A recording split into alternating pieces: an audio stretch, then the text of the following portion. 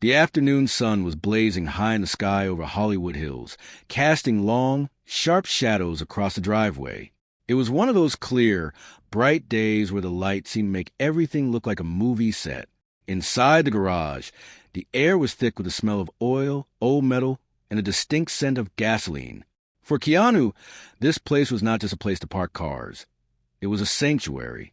It was the one room in the world where he could just be himself, away from the cameras, the flashing lights, and the voices of millions of people who thought they knew him. He was bent over the engine of a vintage motorcycle, a machine he had been trying to restore for months. The bike was a beautiful mess of chrome and steel, waiting to come back to life. Keanu wore a pair of worn-out jeans and a gray T-shirt that had seen better days. His hands, usually so gentle in real life, were rough and covered in grease. He was turning a wrench, his jaw set in concentration.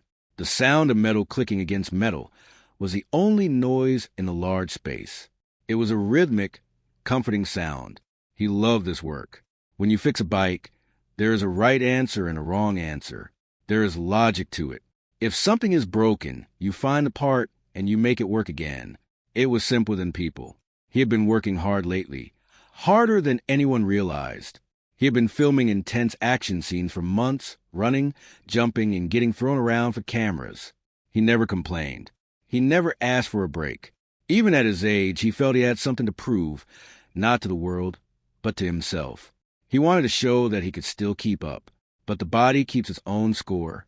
The fatigue had been building up inside him, layer by layer, like a quiet dust that you don't notice until you wipe your finger across a shelf.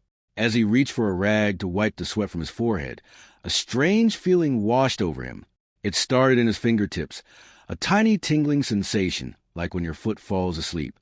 He shook his hand out, thinking it was just the way he was holding the wrench. He went back to work, tightening a bolt on the side of the engine. But then the feeling changed. It wasn't just tingling anymore. It was a heavy, sudden wave of dizziness. The garage seemed to tilt to the left. The bright sunlight coming to the open garage entry suddenly looked too bright, blinding and sharp. Keanu paused. He squeezed his eyes shut for a second, waiting for the world to stop spinning. He took a deep breath, trying to ground himself. He thought maybe he just stood up too fast, or perhaps he hadn't drunk enough water that day. He reached out his hand to grab the edge of the workbench to steady himself. Usually, the cool metal felt solid and reassuring, but this time his grip felt weak. His fingers didn't close around the edge the way they were supposed to. Panic began to rise in his chest, cold and sharp. He tried to call out, but his voice felt stuck in his throat. He tried to take a step back, but his legs didn't listen. It was as if the connection between his brain and his body had been cut. He didn't fall in a loud, crashing way. It was much slower and scarier than that. His knees buckled, and he slid down the side of the workbench. He landed heavily on the concrete floor, the impact jarring his bones. He sat there, leaning against the wooden leg of the bench, gasping for air. The room was still spinning. He looked at his hands, resting on his knees. They were shaking, trembling so hard he couldn't make them stop. He felt incredibly tired, exhaustion so deep it felt like he had been awake for a week. He knew, in that moment, that something was very wrong. This wasn't just exhaustion. This was something else, something scary. He tried to lift his arm to signal for help, but it felt like it weighed 100 pounds. The garage was so quiet now. The engine of the bike sat silent, mocking him. He looked toward the open entrance of the garage, hoping to see someone, anyone. But there was no one there, just a quiet, empty driveway and the trees swaying gently in the breeze. Minutes passed, though it felt like hours. Then, footsteps approached. It was his assistant, a young woman who had been working with him for years. She came in carrying a tray with iced coffee, intending to give him a break. She stopped in her tracks when she saw him on the floor. The tray rattled in her hands. She didn't scream. The look on her face was a silent, frozen terror. She dropped the tray on a nearby table and ran to him, her face pale as a sheet. "Keanu?" she whispered, her voice shaking. "What happened? Are you okay?" He tried to smile, to tell her he was fine, to say he just needed a minute, but he couldn't form the words. He looked up at her, his eyes wide and confused. He managed to shake his head slightly, just a small movement from side to side. No, he wasn't okay. She didn't waste time. She pulled out her phone with trembling fingers and dialed the emergency number. Her voice was fast and urgent as she spoke to the dispatcher. While she was on the phone, she knelt beside him, holding his cold, clammy hand. She squeezed it tight, trying to give him some warmth, trying to let him know he wasn't alone. He squeezed back, but his grip was faint, like a ghost of a handshake. It didn't take long for the sirens to cut through the silence of the afternoon. They were loud and wailing, tearing through the peaceful neighborhood. The sound echoed off the hills, signaling that something bad had happened. The paramedics rushed in with their equipment, moving with a practiced speed. They surrounded him, asking him questions, shining lights in his eyes, checking his vitals. Keanu felt like he was floating above the scene, watching it happen to someone else. He heard them talking about blood pressure and heart rate, words that blurred together in a haze. He felt the rough texture of the gurney straps as they lifted him up. He wanted to tell them to be careful with the bike, to close the garage entry, to lock up. He wanted to maintain control, but the control was gone. As they wheeled him out of the garage, the bright sun hit his face again. He squinted, looking back at the space he loved so much. The motorcycle was still there, half assembled, tools scattered on the floor. The garage door was wide open, vulnerable, and waiting. He watched it get smaller and smaller as they pushed him toward the ambulance. The fear was still there, heavy in his chest, but there was also a strange sense of calm. He was in the hands of professionals now. He couldn't fight this one on his own. The door to the ambulance slid shut, blocking out the sun, and they drove away, leaving the quiet, empty garage behind them. The diagnosis was still a mystery, but the journey had just begun. The ride to the hospital was a blur of flashing lights and siren wails. But once they arrived at the private medical facility, the chaos seemed to vanish instantly. Instead of the noisy, crowded emergency room you see in television shows, this place was different. It was quiet, incredibly quiet. The walls were painted a soft, pale blue, and the air smelled strongly of disinfectant mixed with stale coffee. It was a scent that immediately made you feel nervous, like something serious was about to happen. They wheeled Keanu down a long, narrow hallway. The wheels of the gurney squeaked softly against the polished linoleum floor. He stared up at the ceiling tiles, counting the little holes in each one to keep his mind off the fear rising in his chest. He felt helpless. Just an hour ago, he was a master of his garage, fixing a powerful machine with his own hands. Now he was strapped down, wearing a flimsy hospital gown, at the mercy of strangers and scrubs. They moved him into a private room that was surprisingly bright. A large window took up most of one wall, letting in the fading afternoon light. There were machines everywhere, beeping, blinking, and humming.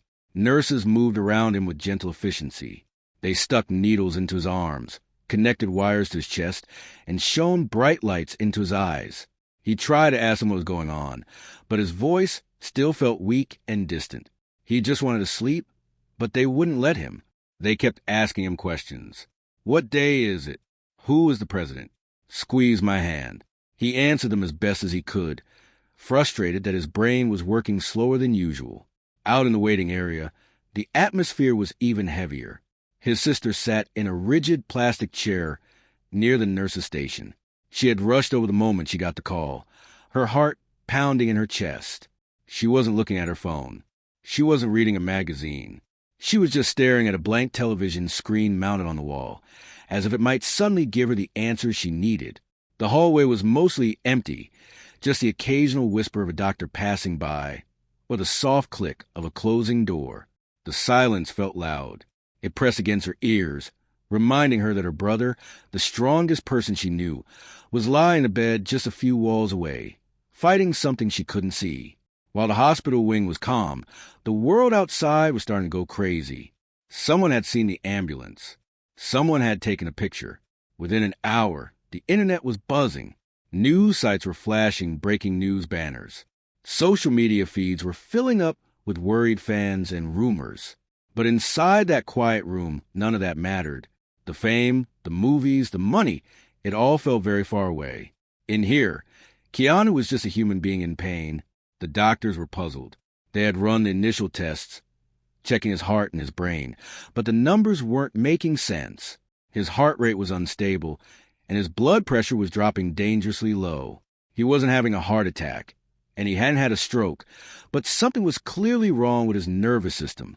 The lead doctor, an older man with silver hair and kind eyes, ordered a specific series of blood tests and a spinal tap. He wanted to look deeper. He needed to find out why a healthy, active man had suddenly collapsed. Hours passed. The sun went down, and the room was filled with the artificial glow of the monitors. Keanu drifted in and out of sleep. When he was awake, he felt a strange numbness spreading. It wasn't just the dizziness anymore. His hands felt like they were wearing thick gloves, and his legs felt like they were made of wood. He tried to wiggle his toes, but they barely moved. This new symptom brought a fresh wave of panic. He looked over at the nurse adjusting his forebag. He wanted to tell her about the numbness, about how scared he was that he might be paralyzed. But when he opened his mouth, the words felt too heavy to speak. He didn't want to make it real. If he said it out loud, it might be true forever. His sister was finally allowed to come in for a few minutes. She walked in quietly, trying to smile, but her eyes were red. She pulled a chair up close to the bed and took his hand. It was warm, but his grip was weak.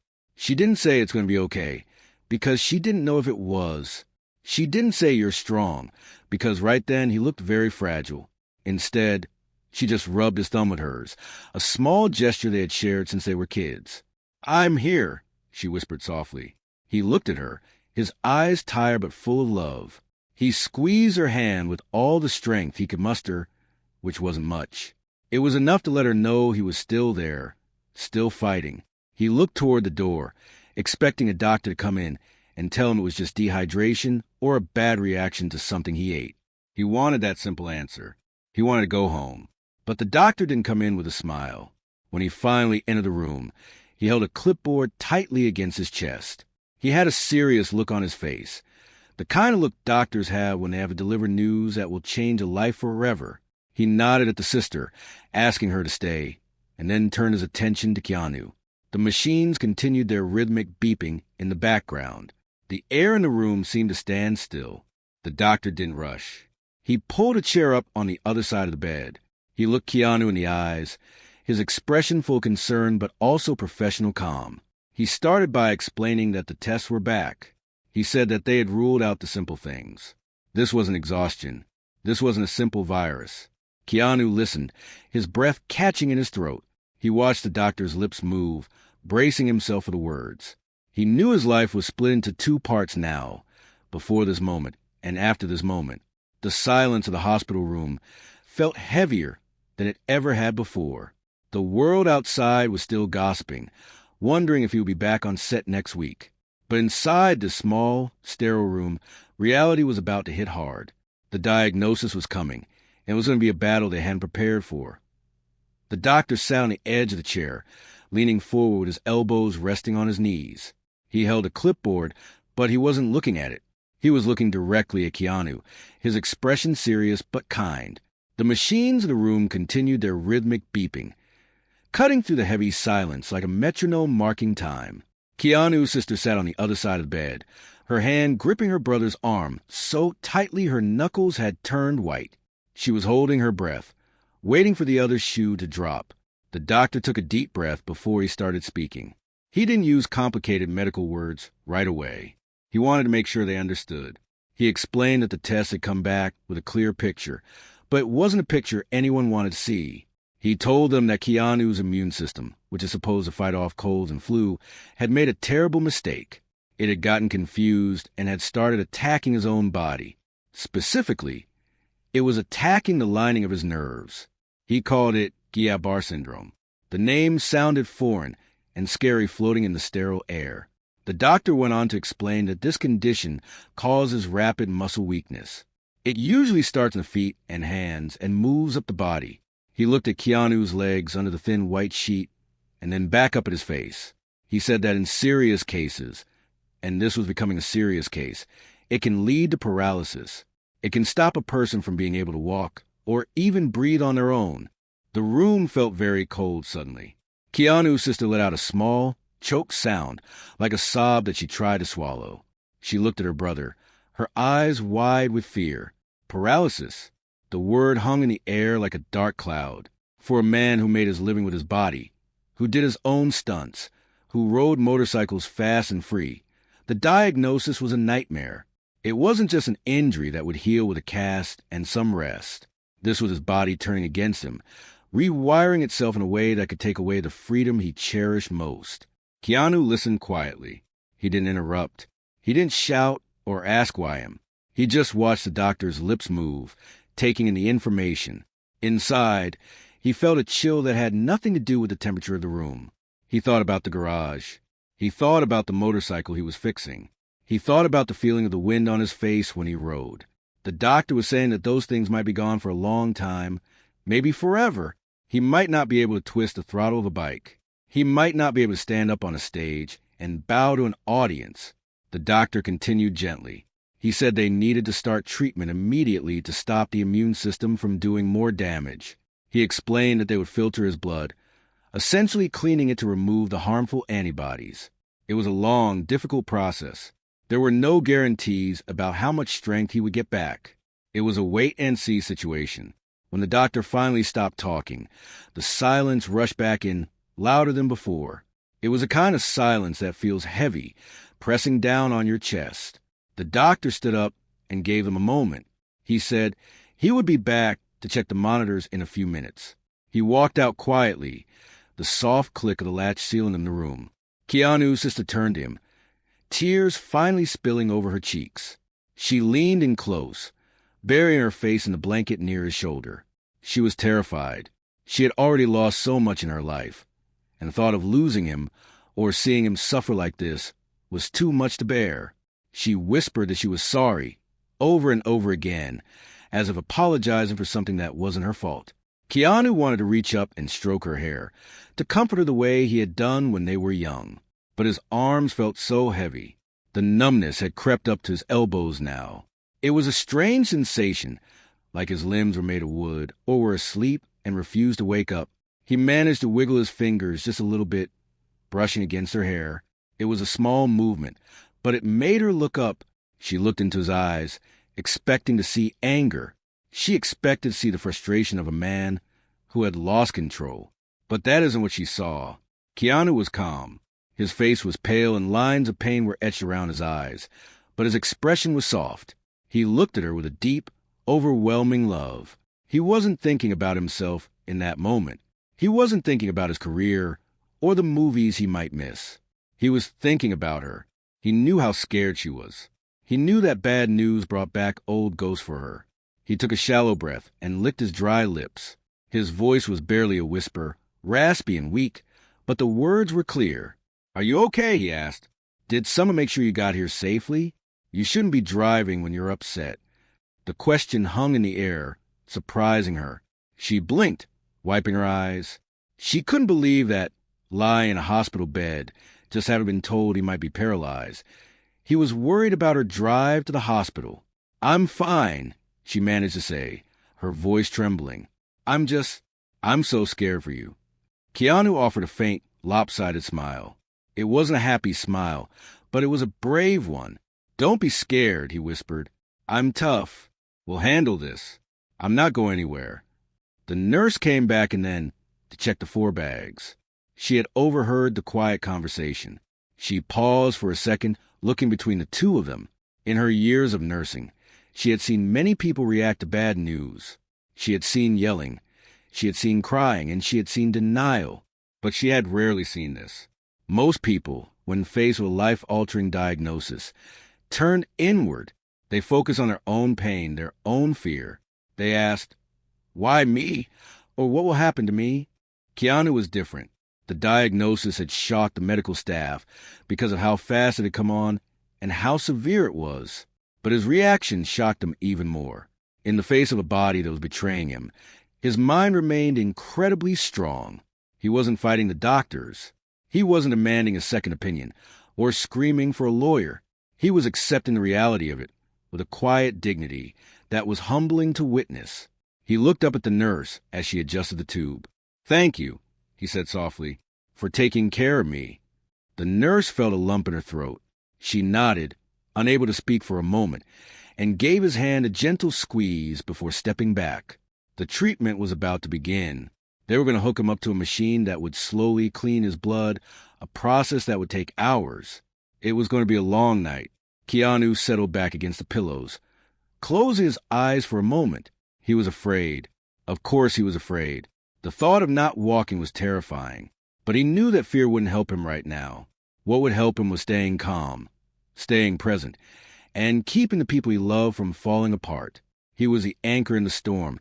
Even if the anchor itself was being dragged along the bottom, he took another breath, feeling the air fill his lungs, and prepared himself for the fight ahead. He wasn't doing it for the fame, and he wasn't doing it for the fans.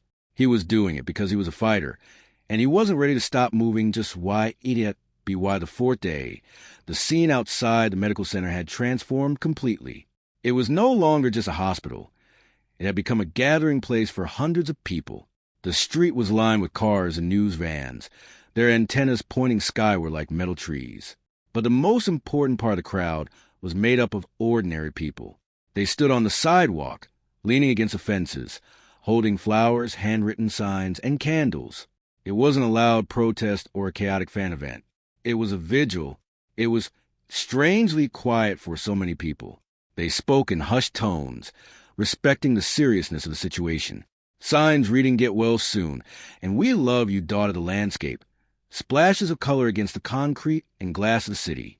The media was there, of course, with their cameras and microphones, trying to get a scoop or a clear shot of the entrance. But the fans were acting as a human shield.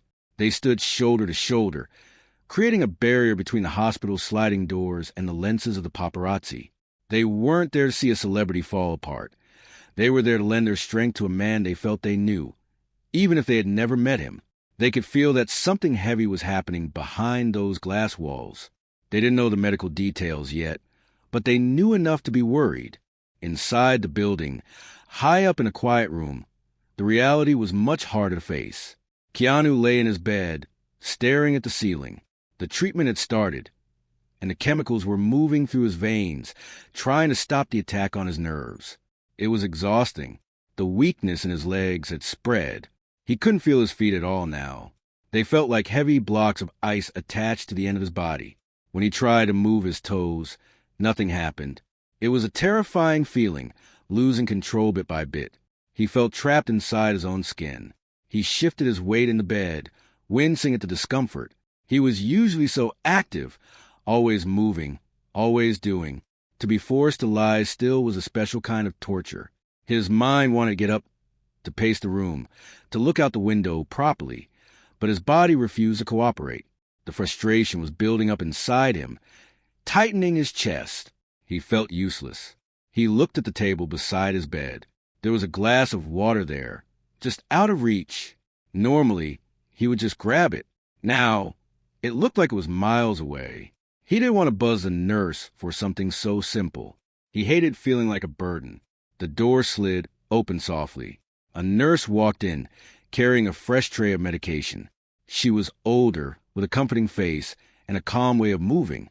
She saw him looking at the water and immediately knew. She didn't ask. She just walked over, placed a straw to his lips, and helped him drink. He felt a flash of embarrassment, his cheeks heating up, but she just smiled kindly. "It's no trouble," she said gently, checking the monitors. She finished her tasks and then walked over to the large window. She pulled the blind back slightly, letting in the afternoon light. "You have quite a view from up here, but the real view is down there," she said softly, nodding toward the street below. Keanu turned his head, straining his neck to see. From this height, the people looked like small dots of color. He saw the signs. He saw the crowd standing quietly in the sun. "They've been there for days," the nurse said, leaning against the windowsill. "They aren't causing trouble. They are just waiting. They love you." Keanu stared at the scene. He felt a lump form in his throat. He knew that the internet was full of rumors, but seeing the people standing there, actual humans giving up their time just to be near him, was overwhelming. He felt a deep sense of gratitude, but also a heavy weight of responsibility. He couldn't go down there. He couldn't wave to them. He couldn't tell them he was okay. He felt invisible behind the glass. "I can't go to them," Keanu whispered, his voice raspy. "I can't even stand." The nurse turned back to him. "They know. They aren't expecting a show. They just want you to know they are here." He looked at his hands, resting on the white sheets. They were trembling slightly. An idea formed in his mind. He couldn't speak to a crowd, and he couldn't stand on a balcony, but he could still write. He could still send a few words down to them. "Can you get me a pen and some paper?" he asked. The nurse looked at him, surprised, then nodded. "Of course." She returned a moment later with a notepad and a black ballpoint pen. Keanu tried to take it, but his fingers were stiff and uncooperative. The tremor in his hand was worse now. He gripped the pen as tight as he could, his knuckles turning white. He pressed the paper against the hard surface of the overbed table.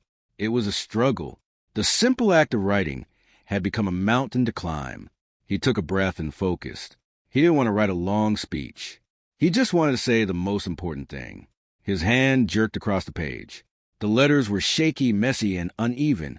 It looked like the handwriting of a child or someone very old. It took him several minutes to write just 2 sentences.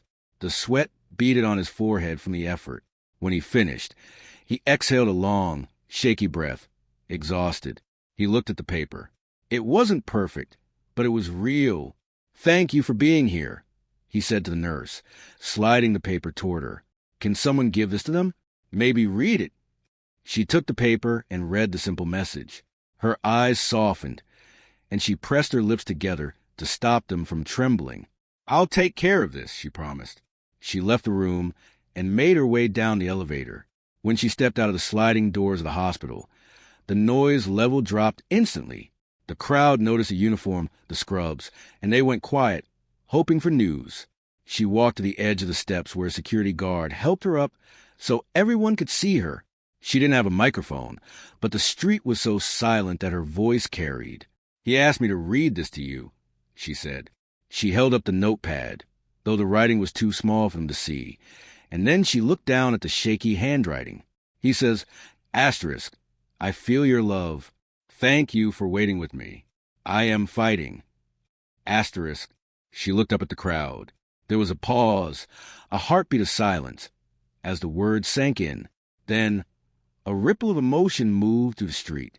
It wasn't a cheer. It was a collective sound of relief and sadness mixed together. Some people wiped tears from their eyes. Others clapped their hands softly, a slow, rhythmic applause. They held up their signs a little higher. Up in his room, Keanu couldn't hear the reaction, but he imagined it. He lay back against his pillows, closed his eyes.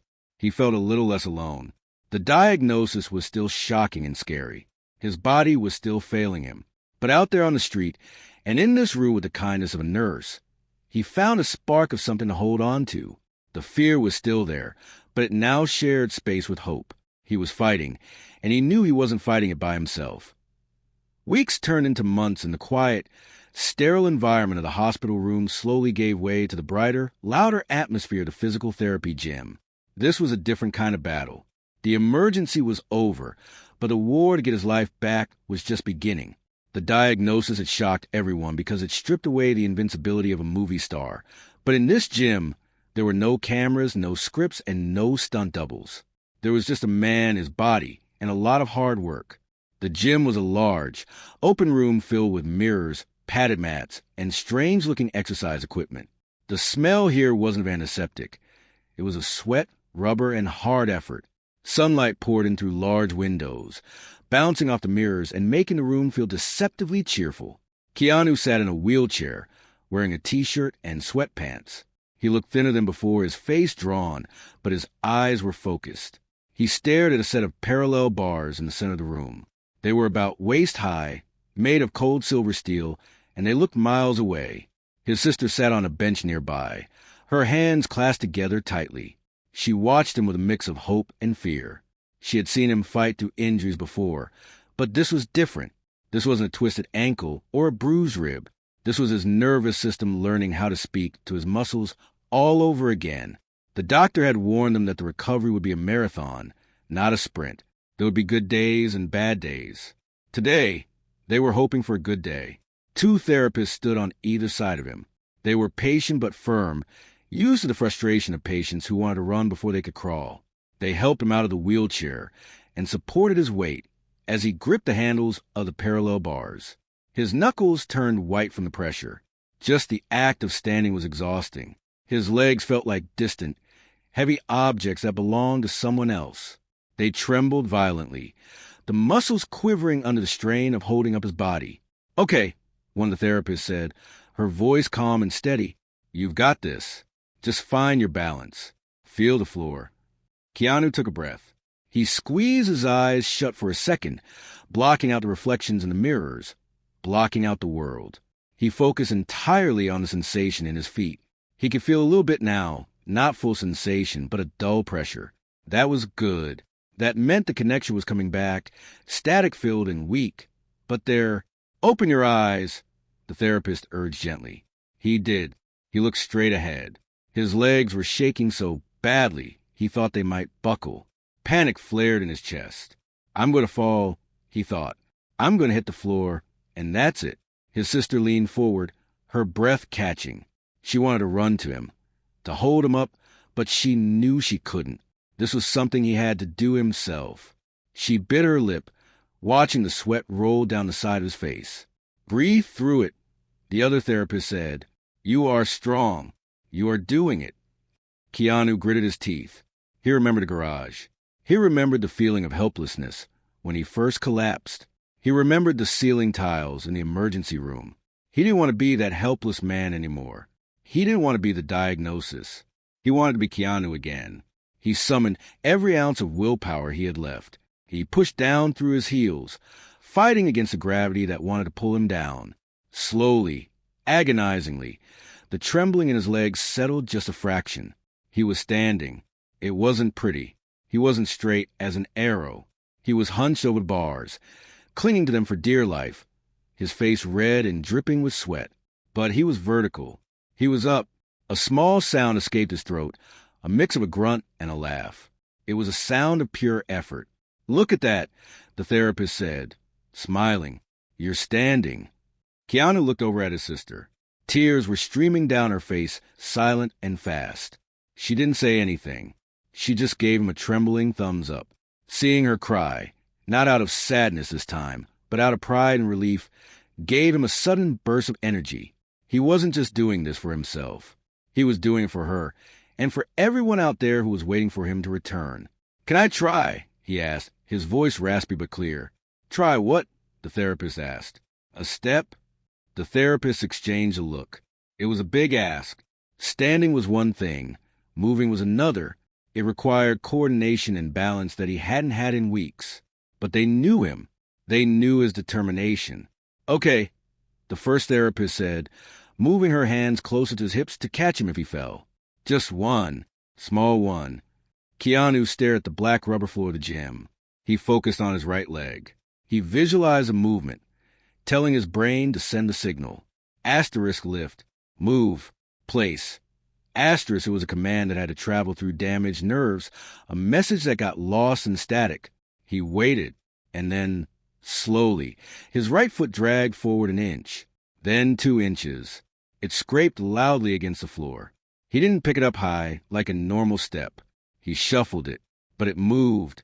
He shifted his weight, terrifyingly unsteady for a second, and then locked his knee. He had done it. He had taken a step. The silence in the gym was broken by his sister's soft sob. She covered her mouth with her hand, her shoulders shaking. The therapists were grinning widely. "Good job," one said. "That was perfect." Keanu hung his head for a moment, gasping for air. His whole body was soaked. His muscles burned with a fire he hadn't felt in years. It was the best feeling in the world. He was exhausted, absolutely drained to his core, but he felt lighter than he had in months. The diagnosis had been a shock, a heavy blow that had knocked him to the ground. It had taken away his certainty and his strength. But here, in this sunny room, holding on to metal bars, he was taking it back. He looked up again. He didn't look like an action hero. He didn't look like the tough guy on the movie poster. He looked like a survivor. He looked like a human being who had been through the darkest valley and was climbing his way back up, one painful inch at a time. "Let's do one more," he whispered. The therapist nodded, ready to support him. He took another breath, wiped the sweat from his eyes with his shoulder, and prepared to move again. The road ahead was still long. He knew there would be more bad days. He knew he might never be exactly the same as he was before, but that didn't matter anymore. He was standing. He was moving. And as long as he could keep moving forward, he knew he would be okay. The shock of the diagnosis was fading, replaced by the quiet, steady beat of his own heart, fighting to get him home.